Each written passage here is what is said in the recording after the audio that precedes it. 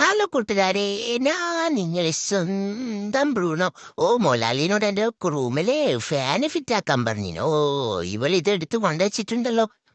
അയ്യടാ, ഇതെനിക്ക് വേണ്ട കേട്ടാ. ഇത് പൊട്ട ഫാന്. ഇതിന്റെ രണ്ട് കാലം ഇവിടെ പോയടി. ഇത് രണ്ട് കാലല്ലേ ഉള്ളൂ. ഈ രണ്ട് കാലിൽ കൊണ്ട് എവിടെയാ എനിക്ക് കാറ്റ് കിട്ടുവടി പൊട്ടത്തി.